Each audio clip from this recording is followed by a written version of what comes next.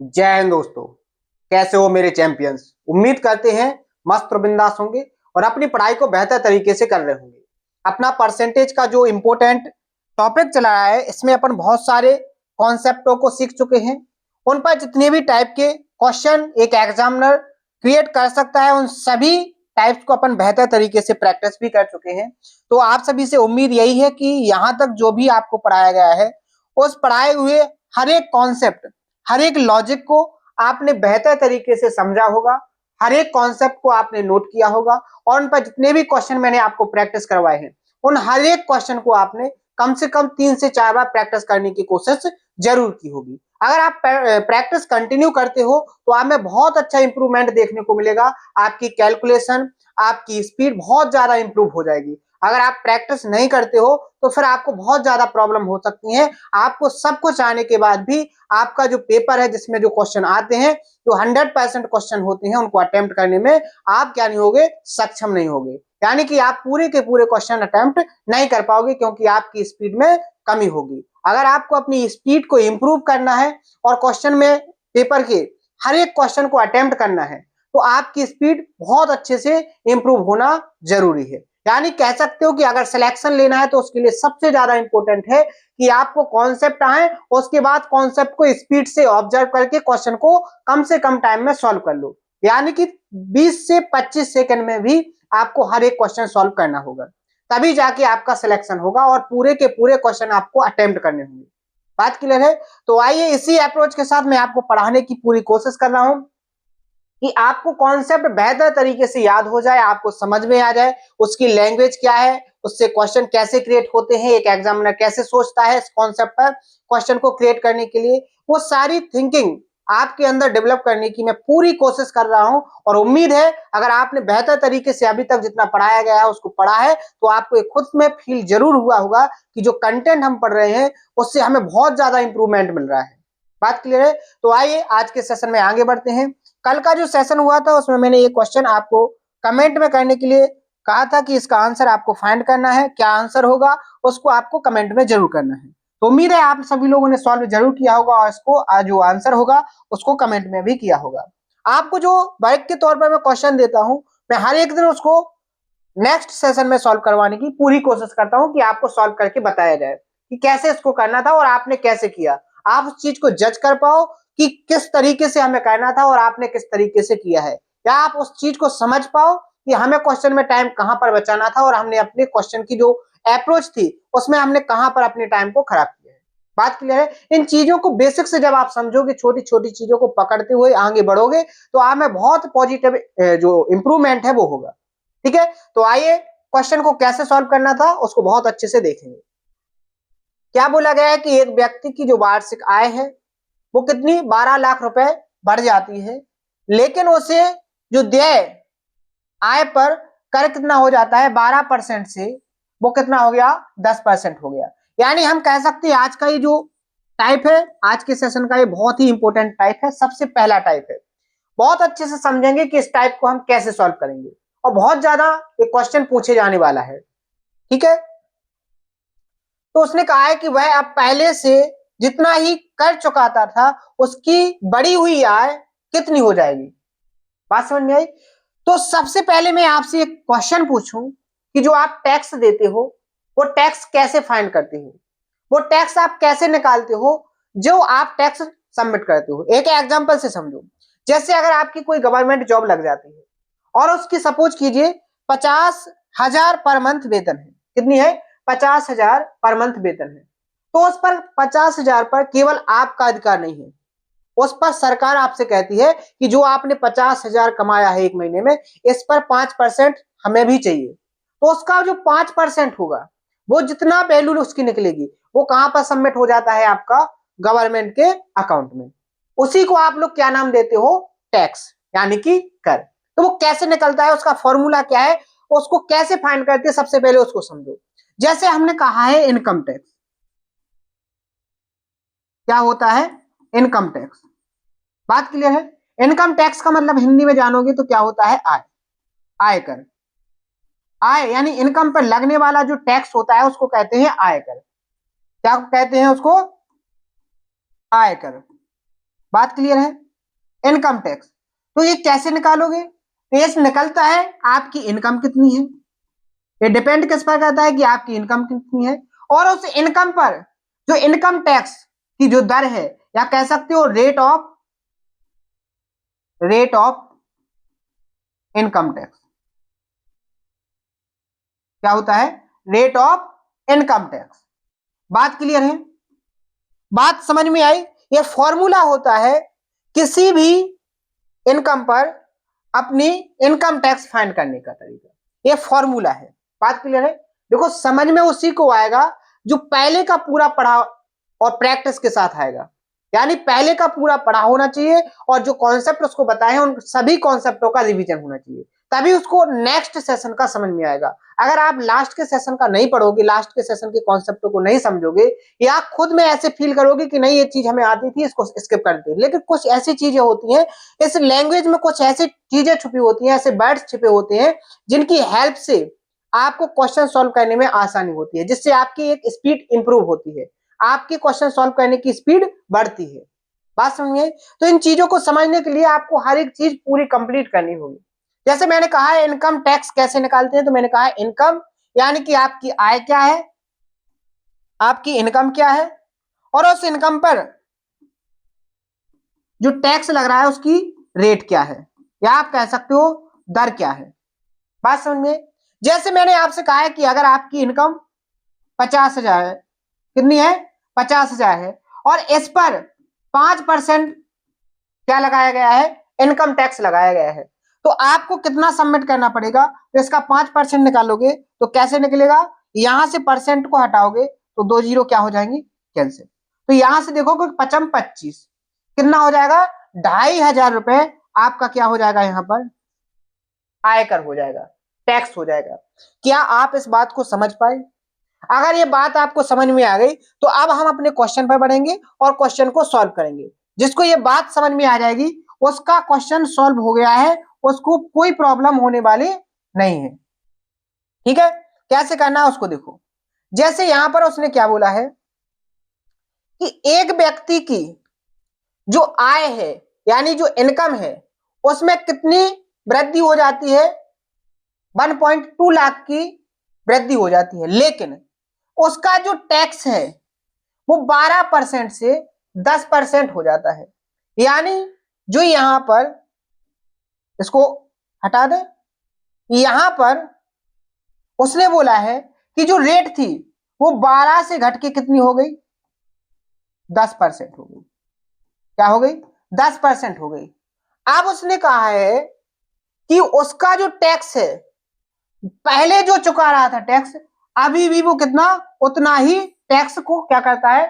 Fill करता है। यानी यहां पर टैक्स में कोई चेंजेस नहीं किया गया है। और जब यहां पर 2 नंबर का मल्टीप्लाई कांस्टेंट हो तो एक की जो वैल्यू होगी वो दूसरे के रिवर्स रेशियो में होगी।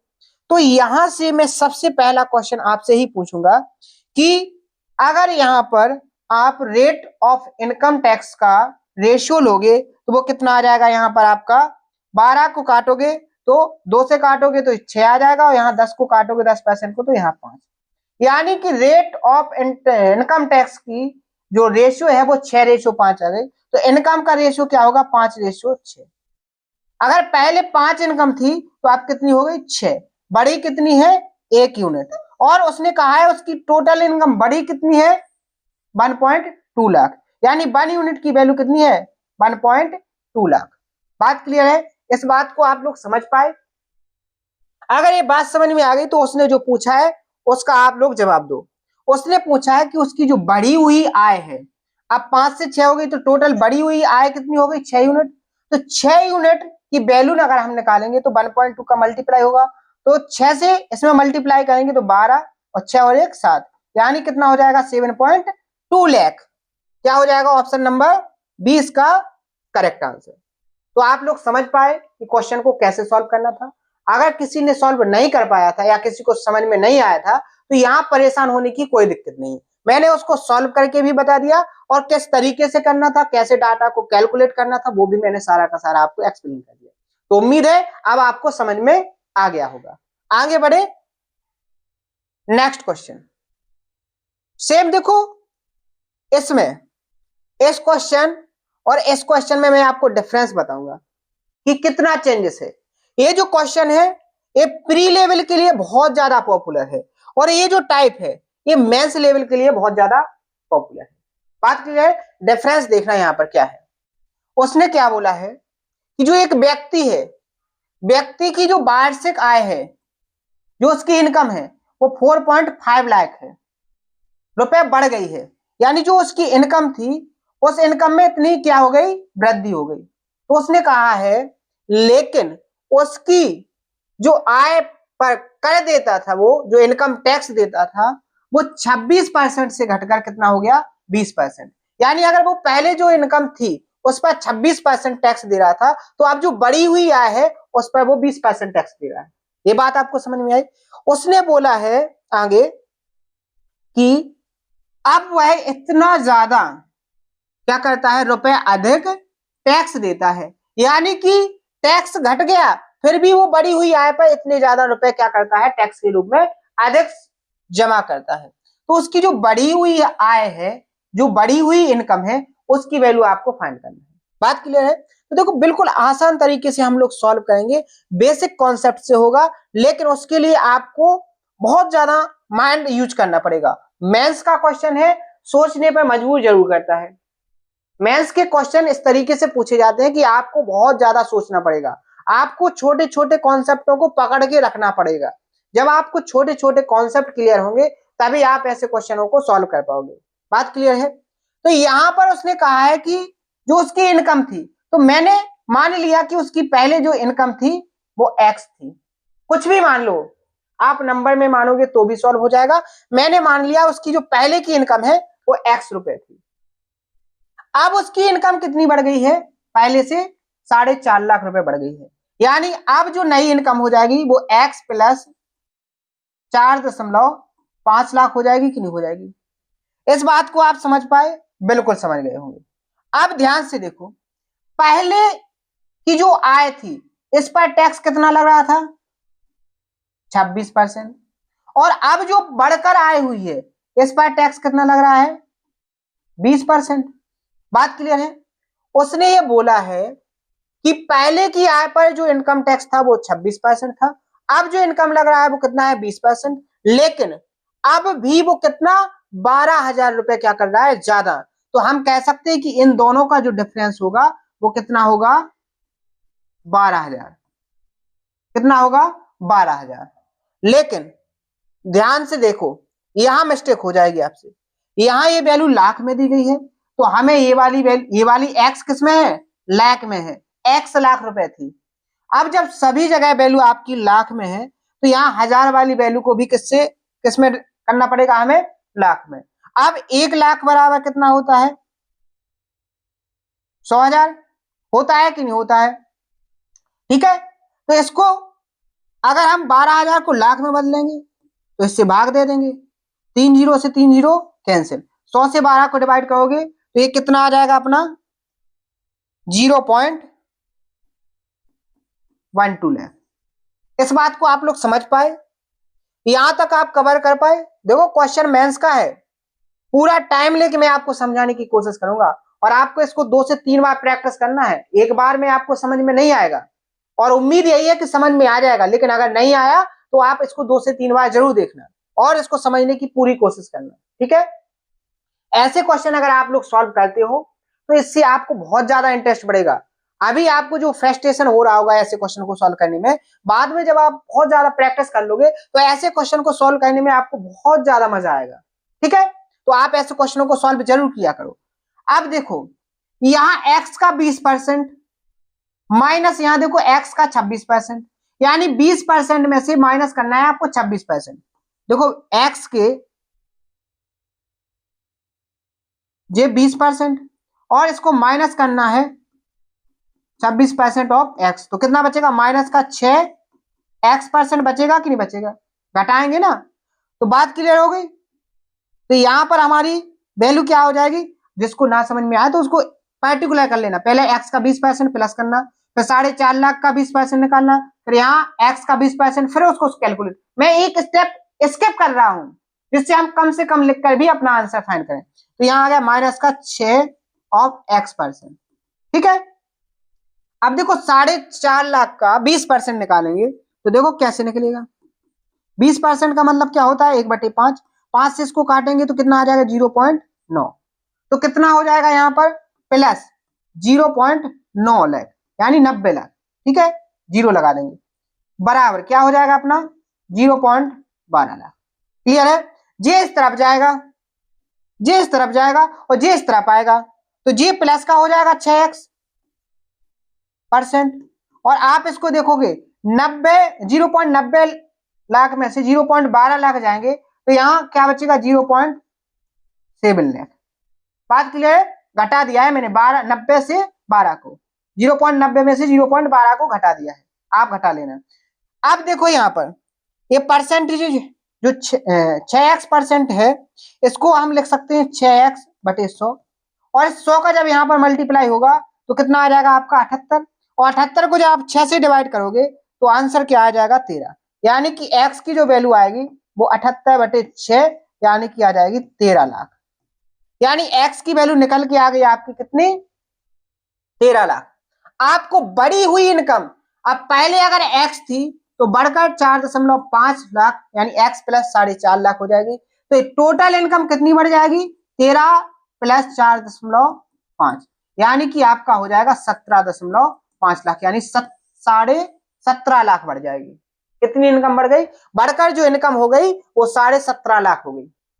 बात क्लियर है, यहां से क्या आप लोग समझ पाए कि हमारा जो रियल आंसर है जो हमसे पूछा गया है वो कितना था, 17.5 लाख। आपका यहाँ 13 लाख आंसर नहीं है, 13 लाख पर आपको दिमाग नहीं लगाना है। उसने कहा है बढ़ी हुई इनकम, तो बढ़ी हुई इनकम कितनी है, 13 प्लस 4.5, तो टोटल इनकम बढ़कर कितनी हो जाएगी, 17.5 लाख। अगर वो पूछता कि पहले जो उसकी इनकम थी तो वो कितनी थी, वो 13 लाख थी। तो अगर आपसे एक क्वेश्चन पूछ लिया उसने कि बढ़ी हुई इनकम क्या है, तो आपने इस तरीके से फाइंड कर लिया। अब जो क्वेश्चन क्रिएट होगा तो हो सकता है वो ऐसे क्रिएट करे कि उसकी जो पहले वाली इनकम थी तो वो कितनी थी, वो आपकी 13 लाख थी। दोनों के आप फाइंड करना सीख गए। उम्मीद है बेहतर तरीके से समझ में आया होगा और ऑप्शन नंबर ए इसका क्या हो जाएगा, करेक्ट आंसर। क्लियर है बात। तो आप यहां पर देखो, यहां पर उसने कहा था कि इनकम टैक्स कैसा है, कांस्टेंट है। दोनों कंडीशन में उसका क्या हुआ, इनकम टैक्स चेंज नहीं हुआ। पहले वो जितना फिल कर रहा था अभी भी वो उतना ही फिल कर रहा था, तो आपने इस मेथड से निकाल लिया। लेकिन यहां पर आप लोग देखोगे, यहां पर उसने क्या किया, इनकम टैक्स में भी चेंजेस दिया, इनकम में भी चेंजेस दिया और रेट ऑफ इनकम टैक्स में भी चेंजेस दिया। यानी तीनों कंडीशन में उसने बदलाव किया है। तो उसको कैसे सॉल्व करना था, ये आपका क्वेश्चन पूरी मेथड मैंने एक्सप्लेन कर दी। बात क्लियर है। और ये क्वेश्चन हो गया है आपके मेंस का, इसका जो लेवल है वो मेंस लेवल का है, यानी ये क्वेश्चन आपसे पूछा जाएगा मेंस के एग्जाम में। ठीक है बात। तो मेहनत से पढ़ोगे सारी चीजें आपको समझ में आएंगी, हर एक तरीके से आप मजबूत हो जाओगे। और अगर मेहनत से नहीं पढ़ोगे तो फिर आपको कहीं ना कहीं प्रॉब्लम होगी। ये आज के सेशन का ये दूसरा टाइप है। ठीक है, ये नेक्स्ट टाइप है, इसको ध्यान से समझना। ठीक है, मैंने कहा है कि जिस कॉन्सेप्ट की जितनी वैल्यू होगी उसको उतनी अच्छे से प्रैक्टिस करके जाएंगे। जो ऐसे कभी कभार पूछे जाते हैं तो उन पर मैं एक ही दो क्वेश्चन प्रैक्टिस करवाता हूं, लेकिन जो मल्टीपल टाइम हर एक एग्जाम में पूछा जा रहा है, एक एग्जामिनर उनको हर एक एग्जाम में देने की कोशिश कर रहा है, तो फिर उनकी वैल्यू ज्यादा बढ़ जाती है। तो हमें उनको ज्यादा से ज्यादा प्रैक्टिस करके जाना है, जिससे हम उस क्वेश्चन में फंसे नहीं, उस क्वेश्चन को देखते ही सॉल्व करके आए। बात क्लियर है। तो उसके लिए आपको वो चीजें प्रैक्टिस करनी पड़ेंगी। अभी अगर आप हमारी बात को नहीं समझोगे, हमारी बात को नहीं एक्सेप्ट करोगे, तो बाद में आपको ये प्रॉब्लम फेस करनी पड़ेगी कि आप 3 से 4 साल तैयारी करोगे और फिर भी आपका सिलेक्शन नहीं होगा। तो उससे यही है कि आज आप समझ जाओ, उस बात को एक्सेप्ट कर लो और आज से ही मेहनत कंटिन्यू कर दो। तो आपका हो सकता है 6 से 8 महीने के बाद जो पेपर होगा वो आपका सिलेक्शन वाला पेपर होगा। बात समझ में आई। लेकिन उस चीज को आपको एक्सेप्ट करना पड़ेगा, मेहनत करनी पड़ेगी। एक्सेप्ट से मतलब है मेहनत करना, ठीक है, प्रैक्टिस करना। जैसे जो नेक्स्ट टाइप है उसको समझो। इसमें क्या बोला गया है कि in a triangle height is increased by 37.5% and base is increased by 45.45%, then find the percentage increase in area of triangle. यहां पर दो चीजों में चेंजेस दिया है, उसने उसकी हाइट में चेंजेस दिया है ट्राइंगल की, और उसके बेस में चेंजेस दिया है, और आपसे पूछा है कि उसका जो एरिया है उस एरिया में कितना चेंजेस होगा, ये उसने आपसे पूछा है। तो ये कैसे निकालोगे, समझो ध्यान से। सबसे पहले तो आप एक बात समझो, जब आपको किसी ट्रायंगल का बेस दिया हो और ट्रायंगल पे हाइट दी हो उस बेस पर, तो आप एरिया कैसे निकालते हो? तो एरिया का जो फॉर्मूला होता है ट्रायंगल के, ये ट्रायंगल हो गया, ट्रायंगल के एरिया का जो फॉर्मूला होता है 1/2 बेस इंटू क्या होता है, हाइट। बेस इंटू क्या होता है, हाइट। ये बात आपको पता है। अगर हम ध्यान से देखेंगे तो मैंने इस कॉन्सेप्ट में एक चीज बताई कि जो कांस्टेंट वैल्यू है, जो फिक्स है, इससे हमें ज्यादा कोई मतलब नहीं होता है, इससे हमारे आंसर पर कोई डिफरेंस नहीं होता है। जो बदलाव होता है, जो प्रतिशत में चेंजेस होता है, उसका कांस्टेंट से कोई मतलब नहीं होता है। इसको अपन क्या करते हैं, छोड़ के चलते हैं, कांस्टेंट वाली वैल्यू को छोड़ के चलते हैं। तो यहाँ जो एरिया होगा, एरिया किसके समानुपाती हो जाएगा, बेस इंटू हाइट की। इस बात को आप लोग समझ पाए, यानी आधार और ऊंचाई के प्रोडक्ट पर डिपेंड करेगा हमारा एरिया। ये बात आपको समझ में आ गई। तो अब हम देखेंगे, क्वेश्चन को पढ़ेंगे। यहां बोला गया है कि जो हाइट है, हाइट में चेंजेस कितना है, 37.5%, और 37.5% का मतलब क्या होता है, 3/8। कितना होता है, 3/8, यानी हाइट में चेंजेस किया गया है 3/8, यानी 8 पर 3 की वृद्धि हो जाएगी। अगर हम कहेंगे कि अगर पहले उसकी हाइट 8 थी तो अब बढ़कर कितनी हो गई, 3 ज्यादा, यानी कितना हो जाएगा, 11। ध्यान से देखो। और हम बात करेंगे किसकी, हाइट के बाद बेस की। तो बेस में 45.45% इंक्रीज। तो ध्यान से देखो, हमने आपको पढ़ाया था 1/11 कितना होता है, 9.09%। इसको कितने गुना किया गया है, 5 गुना, यानी 5/11 फ्रैक्शन वैल्यू किसकी हो जाएगी, आपकी 45.45%। बात समझ में आई। तो यहां पर अगर उसका बेस पहले कितना था, अगर उसका बेस पहले 11 था, पहले अगर उसका बेस 11 था, तो अब 5 बढ़ जाएगा तो कितना हो जाएगा, 16। ये कैसे बढ़ा, ये बात समझ में आ गई। अगर हम इसका रेशियो लोगे तो क्या हो जाएगा, 11 से 11 कैंसिल, 8 से जी कटेगा, 8 एकम 8 और 8 दूनी 16, यानी यहां पर जो एरिया है 1 से 2 हो गया। क्या हो गया, 1 से 2 हो गया, तो कितना बढ़ गया, 1 यूनिट। जस्ट डबल हो गया, और डबल हो जाएगी कोई चीज तो कितनी बढ़ जाती है, 1/1, यानी 100% बढ़ गई, यानी उसका एरिया कितना बढ़ गया, 100% बढ़ गया। कितना बढ़ गया, 100% बढ़ गया। तो इस तरीके से ऑप्शन नंबर बी हमारा क्या हो जाएगा, करेक्ट आंसर। बात क्लियर है। तो इस टाइप का ये जो क्वेश्चन है, इसको आपको कमेंट में बताना है कि क्या है इसका आंसर। आज थोड़ा काम है, आज सेशन छोटा रखेंगे, लेकिन कल अपने जो क्वेश्चन हो जाएंगे, कल अपने टोटल जो क्वेश्चन होंगे वो लगभग अपने क्वेश्चन जो बेसिक वाली जो पीडीएफ है, लगभग उसके सारे क्वेश्चन सॉल्व हो जाएंगे। यानी कल आपको सेशन के अंदर 12 से 15 क्वेश्चन में प्रैक्टिस कराऊंगा, और इनमें जो कॉन्सेप्ट है वो सारे के सारे कॉन्सेप्ट भी एक्सप्लेन करूंगा। आज थोड़ा काम है, उस वजह से सेशन स्किप ना हो, इसलिए मैंने छोटा सा सेशन लेने की कोशिश की है। तो आज के लिए इतना ही, मिलते हैं कल के सेशन में इसी एनर्जी के साथ। और प्रैक्टिस आपको करते रहना है, मेहनत अपने टारगेट को अचीव करने के लिए कंटिन्यू करना है। मेहनत करोगे तो आपको जो आपकी अचीवमेंट है वो बेहतर तरीके से मिलेगी, और अगर आप मेहनत नहीं करोगे तो आपको दिक्कत हो सकती है। तो आज के सेशन में इतना ही, मिलते हैं नेक्स्ट सेशन में। थैंक यू, धन्यवाद।